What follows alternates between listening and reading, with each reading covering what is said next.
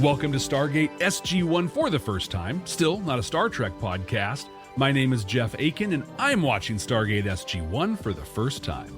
And I'm Brent Allen, and I'm watching Stargate SG-1 for the 47th time. But for the first time, I am looking for what Stargate is trying to teach us, using that sci-fi thing that sci-fi shows do so well to hold up a mirror to society, to give us hope that things can be better in the future, or just plain teach us how we can be better human beings to one another. Brent, this week we're watching the 7th episode of the 3rd season of SG-1, Deadman Switch. Yeah. Last week I said that my guess is that SG-1 is going to be captured, held hostage, and there's a way out. They got to take dude out, but he's got some sort of a Deadman Switch. If they take him out, things are going to fall apart. I'm excited to see how right or wrong I am. Why don't you give us some details on Deadman Switch? Well, this is the 7th episode, season 3, air date August 6th, 1999. This one, Jeff, is written by our good friend Robert C. Cooper. I've often called him the Michael Pillar of SG-1. And this is a Martin Wood joint. Nice. We need a little drop for him. For that. Yeah, I feel like we need a sound drop for that one. We have a very cool guest star in this episode, Jeff. Oh, okay. Now, I got to tell you, it doesn't really mean much to me because it was a little bit past my time. Like a hair past my time. So this is not something I grew up watching. But I know people who did. And Jeff, I've got a feeling this might be more up your alley than it is mine. That's a lot of pressure. No, we'll see. Cause you'll either just be like, yeah, okay, whatever. Or like, oh, I know this guy. If you know him, you'll immediately see him as soon as you see him. So, okay. Now with that, Jeff, let's go watch an episode. That's a good idea. Hey, listen, if you guys out there are joining us for the very first time, first of all, welcome. You're amazing. And this is how this works. You're watching the video out here on YouTube. Jeff and I are going to go watch this episode live together right now. Stick around right here on YouTube, and we're going to do like the reaction video thing. And right at the end, we're going to talk about Jeff's first watch experience. We'll talk about the messages that I found. If you want the full unedited version of this video, head over to our Patreon page at patreon.com/ByNerds. And if you're listening to us on a podcasting app, you're about to gate into the future where you're going to hear our for the first time reaction. You're going to hear about the sci-fi messages that Brent pulls out of this thing. Brent, let's kick it off. Deadman Switch. Let's go. Chevron 7 locked.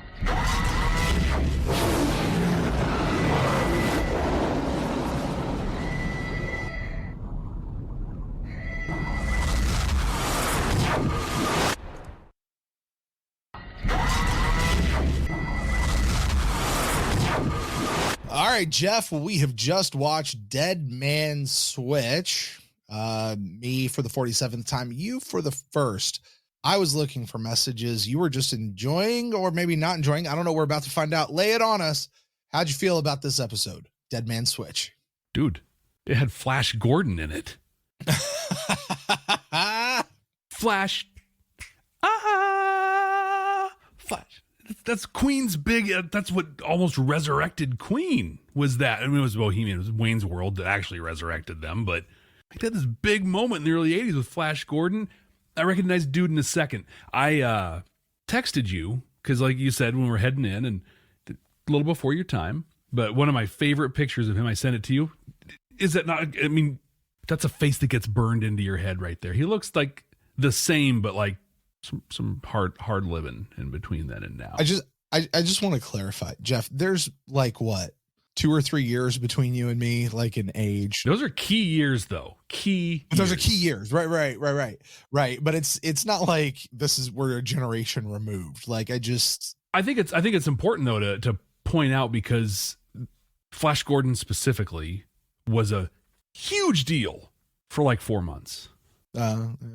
And then I think everyone realized, oh my gosh, that's kind of ridiculous. Like, yikes. But there was that moment where it was huge, and you were too young in that moment. So you missed it. I enjoyed the episode, Brent. It was all right.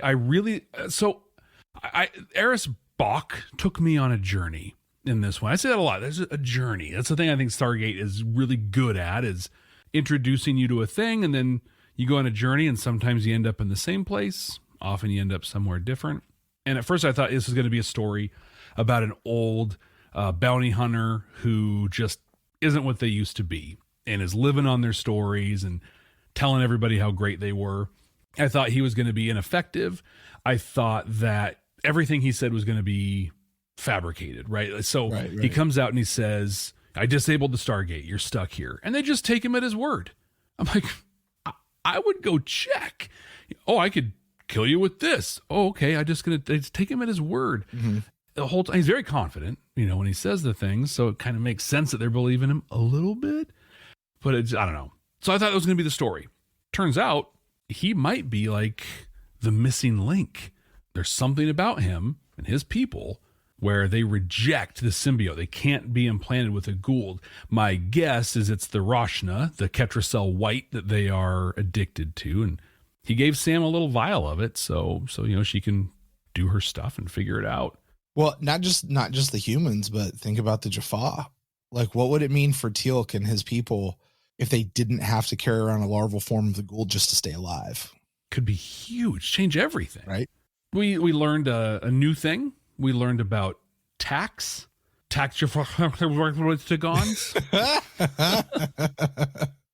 Yeah.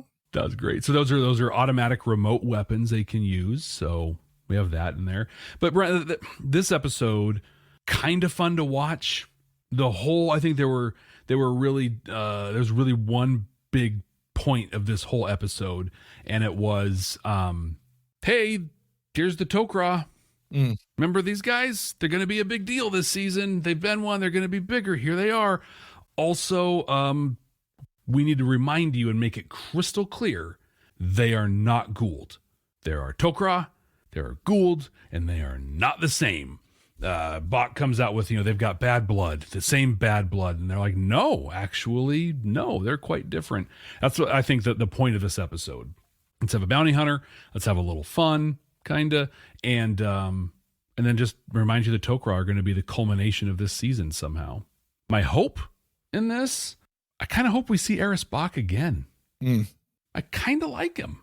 And they built a whole set, a new ship, gave him a lot of character stuff in there. It would make total sense for him to be an ongoing concern. And I think I'd be okay with that.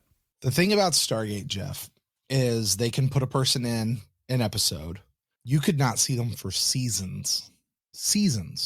And then all of a sudden they're back. Or it could be several episodes, or it could be the next episode.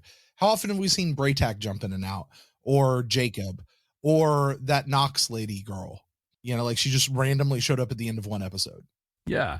So yeah, there is certainly the possibility we could see somebody again, but also maybe not, but it also could be a while or not. So, I think my advice to you is don't hold your breath. When and if it happens, that's when it will happen, but not before. Frankly, Brent, that's a good way to live your life. Yeah. Don't hold your breath. If it happens, it happens. If it doesn't, it's all good. It's all good. There you go. I feel like I might be shortchanging things on this, but that's really my reaction on this. There wasn't a lot that happened. Tok'ra, bounty hunter, a little more, and the other reminder was Sokar. So we got to mention him before, and we got him again. So I think we're at the point in the season nearing the midway point. So it's we're heading to the end of this. It'll be Tok'ra, Sokar, this whole thing with the system lords. And so just here's your little reminder. There are these players, and next week we'll probably go somewhere else. I will tell you, Jeff, Stargate doesn't typically work like that. There's really not a big overall story that they have planned out that they're trying to tell. As much as, hey, here's episode 1, here's episode 2, let's keep going. Hey, what's the next chapter of it's they're kind of they're almost RPGing it. They're the writers are just sort of as they go. And hey, you know what? You remember this guy we had back here? It'd be a cool time to bring this person back in, or let's bring this thread. And I think occasionally, and now this is, let me be a caveat. I never sat in that writer's room. I don't really know. I'm just telling you what I've heard and what just seems right to me. Yeah. But they, I think they had some things like you just kind of mentioned, we kind of want to do this during the course of the season, but when and where that shows up. And then obviously you have your filler episodes. I always say if I watch seasons now and shows, especially these old ones that I've seen so many times, and I go, if I were to do the Beam Me Up treatment, and for those of you out there who don't know what Beam Me Up is, that's an old podcast that I used to do with my buddy Matt, where we went through the entire franchise of Star Trek, but only doing the key episodes. Would this be an episode that I would put in, or would I leave it out? And this is very clearly to me one that I would leave out of Beam Me Up. That doesn't necessarily mean it's a bad episode. I will tell you, this is one I tend to skip, but I actually enjoyed it a lot more on this watch than I thought I would. Like I kind of went into this episode like, oh, it's this episode. Ugh. Before I go any further, just want to update our tracking sheet. I didn't catch any for crying out louds, indeeds, Daniel deaths, and Jeff, I've decided what we're going to count for Samantha. Oh, okay. And we've got to go back and we've got to think about it. Boyfriends. Her boyfriends. We're going to count her boyfriends. So she had Hanson way back in the First Commandment. Prepare for incoming gold channel communication. Before we gate into the rest of this episode, did you know you're missing most of the content from this podcast? Stargate SG-1 for the first time has an active and exciting Patreon that you can join right now by clicking the link in the show notes. Not only will you get access to the full, unedited podcast and reaction videos, you'll also be able to join a growing, vibrant, maybe even an intergalactic community. Subscribers even get access to all of our content from Babylon 5 for the first time. Don't miss out on this content and the amazing people. Just click the link in the show notes. Tilk thinks you should do it right now. Indeed. Oh, okay. Right? We're doing quote boyfriends. Yeah. People she's been in relationship with, right? Okay. Do we want to count Jack? Like her and Jack kind of had that little thing during Broke a Nope. Divide. Okay, not counting that one. Do not. let me be really let me think about that for a second. Absolutely not. Let's see. Further alienating the community right there. Right. We really should have a graphic we put up on this for the YouTube folks and the Patreon folks in the video. Oh yeah, of all the tish. Yeah. Let's see here. Brief Candle, no. Thor's Hammer, Bloodlines. I'm looking through here. Okay, are we going to count Jack from the Mirror Universe, being that her and Mirror Sam? Nope. No. Okay. I could go either way with that. Let's hear Prisoners. Okay, what about Martouf? Now Martouf was Jolinar's boyfriend. But they had a little. I'm going to count it. I'm counting that one. Oh, the dude from the Tolan. Remember the Yep. kind of weird dude. All right, so we're going to count 3. I think that's all we got so far. Yeah, I can't think of any more. Yeah. Okay, that's fine. That's totally fair. 3 is where we're going to drop. Yeah, we'll hit that and pick it up from there. That by the way is thank you to our Patreon folk who made that as a suggestion. Cool. All right, Jeff. So we're talking about messages. So you messaged me. You sent me a little message. We were, during the episode, as sometimes happens. Go figure, guys. And I think we were like 5-6 minutes left in the episode, and you're like, "This is going to be a short discussion afterwards and stuff." And I was like, "Yeah."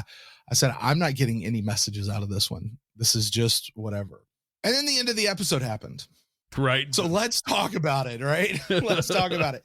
This is one of those messages I've seen in several sci-fi shows, and I love it because it is such a core message, really speaks to that. How do we treat each other better as human beings? Also holding up a mirror to society. Exactly. Yeah. Eris Bach grouped all gold in together. You're gold, you're bad. There was no individuality. There was no individual choices. There was no whatever. Just nope. If you're that, it doesn't matter what your name is, who you are, the choice. Like he strips you of your identity and everything that makes you a person, and just says, if you're that, then you're bad. Mm-hmm. In the real world, we do that all the time. If you're of this political party, you're bad or you're good. If you're of this country, you're bad or you're good. If you're of this lineage, you're bad or you're good. If your favorite football team is this team, then you're awesome. Otherwise, you're awful. If your favorite color is blue, then you're like the most amazing person in the world because that's a great color. Take your pick. It doesn't matter. You're blonde, you're brunette, you're male, you're female, you're gay, you're hetero, you're trans, you're cis, you're whatever, right? Like whatever. None of those define who a person is. What defines who a person is? How they live their life, the choices they make. Those are the quality. What are the qualities we judge people on, Jeff? Like we should, or that we actually do? Because I think those are very different things. No, we should. What are the ones we should? The content of your character. Exactly. Yeah. How do you treat the people around you? Exactly. When you take away anything else, you lump them in together, and it makes it easy to hate those people, and then it makes it easier to destroy them. It makes it easier to fight them. But when you stop to get to know the one, it gets hard. I think of the great Star Trek episode, I, Borg, where they captured one of the Borg. They got to know it, and it became a him. Mm-hmm. And suddenly they couldn't do the thing with it that they were going to do with it, which was turn him into a bomb and send him back, because it would be not right. It may be good for business to not care. Eris's box, the whole business was he's going to go trade these people in. Didn't matter. Innocent or guilty, didn't matter. He didn't care. He just had to go trade them in. That was the job. But you know what? Here's the thing. It's not good for your soul when you live life like that, of not caring. We saw Eris Bach. He was seemingly fine. He was comfortable. He was cocky. He had a good living. He was the greatest out there. Why was he the greatest out there? Because he was alive. Because he was doing what he had to do. Still living. But you know what? There were times that we saw he was just as much a slave, a servant to the Goa'uld as any of the Jaffa or any other host being used by the Goa'uld. He was still in subservience to them, and he hated it. And he said so as much. He's like, look, I don't want to do this. I hate them as much as you do. He gets to know the Tok'ra, right? He stops. He's like, why would you do that? What? That's a choice you made. You were going to sacrifice yourself. That's not Goa'uld. That's not, oh, we're going to get this Jaffa here. We got Tilk. What's he do when he has Tilk and he's flying away? So why did you do what you do? Mm-hmm. What's going on? He listened. He got to know the one. And all of a sudden, what's he do, Jeff? Practically abandons his whole plan, his whole lifestyle. He's going to go on the run. He's now going to have to fight and trade for this Rashna stuff until he can get a cure for it. Again, it's really that piece. Don't judge people. This is the sci-fi message, right? Don't judge people by simply what they are. Judge them by who they are. You know? Did Robert C. Cooper sit down to write this sort of an episode and say, this is a message that I'm trying to deliver through the episode? I don't know. I'm not in his head. I haven't asked him. Maybe. But he could, because everything in the episode pointed to that last 5 minutes. Yep. We can go back all the way through the very first moment we met Eris Bach and track it all the way there. And it all led to this one moment where he could have this conversation and have this realization to say, I can get to know. And you know what? He wound up having a change of heart, and he became a better. When he left Sam after giving her that little vial, she just had a little smile on his face. Right? Yeah, he felt good about it. Like, hey, I'm doing this thing. Yeah, like, because that's how we judge people. That's how we go forward. And if you just treat them like meat sacks and who they are doesn't matter, it's just you're this, and so this is how I'm going to judge you or treat you. It's bad for the soul, man. It's bad for the soul. It is. So it comes down to me to rate this, to say how many chevrons. We do a scale of 0 to 7 chevrons as far as how strong the message is. A lot of times we throw intent. Jeff, I'm going to abandon the intent. Yeah. I think this message was pretty strong. Even though they didn't really discuss it till the very end, they discussed it. And you didn't need them to discuss it a ton because they had set it up throughout the course of the episode. It also wasn't a Deus Ex Machina type of a message where it just came out of nowhere. They really had been setting it up.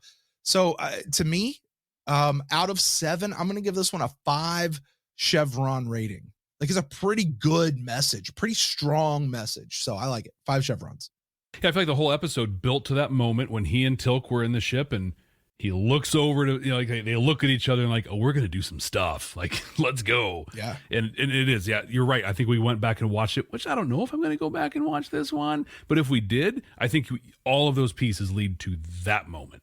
And he blows up his ship. They go flying out of the escape pods and away he goes. So I do like it. This is one of those episodes, Jeff, I got to tell you, after going through this process with you, my opinion of this episode has raised and elevated this episode. Wow. It has, by a lot, because like this was an episode I was like, actually, there's a lot to this episode. I'm kind of excited to go back through it again and watch for that in a way that I've never looked at it before. That's why I love doing this for the first time. I've never done this show like this through this lens. Now, Jeff, that's just what it did to me. It raised it in the ranking for me. However, you, my friend, you're the one who is doing the official Stargate SG-1 for the first time ranking of season 3. So you're the one. You're the person whose job it is to place this one into our ranking. Our current ranking as it stands is number 1, Fair Game. Number 2, Learning Curve. Number 3, Into the Fire. Number 4, Legacy. Number 5, Point of View. Jeff, how do you rank this one? Before I rank it, I just need to point out to everyone that this ranking is definitive. Oh, absolutely. I am the authority on SG-1. And if you don't agree, you can comment below. There you go. There you go. So, again, I've said this every time I get to ranking. It's been a great season, good episodes, blah, blah, blah. Brett, this is going to be our new number 5, right above Point of View. And really very much based on the last 5 to 8 minutes of the episode. I like that. I think that's probably a great place for where that goes. All right, Jeff. Well, with that is going to do it for us right here this time on Stargate SG-1 for the first time watching Deadman Switch. Would you like to know what we're doing next time? I would like to know, yes. All right, well, next time, Jeff, buckle your seatbelt. We were watching an episode called Demons. And venture a guess as to what demons could possibly be about. I got it. So when we were watching the episode, I was trying to remember, did I remember the name Keltar? No, I never heard that. It was Sokar. Sokar is the one I'd heard before. And we talked about how Sokar is like the devil of stuff. So this is going to be a Sokar episode. The demons are going to be like his minions or whatever. So they were going to start building up a little more. We had Apophis, for the first 2 seasons. And this is going to be like one of the big first things that brings Sokar up to be like the big bad for season 3. All right. Well, Jeff, you are a good guesser, my friend. Oh, yeah. Really, really great. We'll find out just how accurate you are next time right here on Stargate SG-1 for the first time. Hey, thank you guys out there so much for joining us. You're amazing. You're awesome. We love you guys. Listen, please, while you're here, please be sure to like the video. Subscribe to the channel if you like what we got going on here at By Nerds. Babylon 5. We've got SG-1. Who knows what else we're going to have by the time all this stuff goes out, Jeff. So much stuff happening. And make sure you guys join us over on Patreon. You can get our Discord. You get access to all that sort of stuff. Patreon.com/By Nerds. And hey, listen, wherever you are out there, please let someone know about this show. The best way you can help us grow is by getting the word out. So let somebody know who needs to fall in love with the series for the first time, or somebody who, like me, already loves the series and they just want to relive it for the first time. So thank you guys so much. We're going to get out of here. Jeff, for you, for me, I'll say see you later, Brent. guys. Hey, Brent. Yeah. What's up, Jeff? I'm looking at my calendar here. I've got a lot. I have so much going on this week. I'm really busy. Can you run the edits on both the audio and the video this week? Would that be cool? No, Jeff, I can't. No, I will not. I've got a lot going on too, man. Dude, you are such a pain in the mikta. Indeed.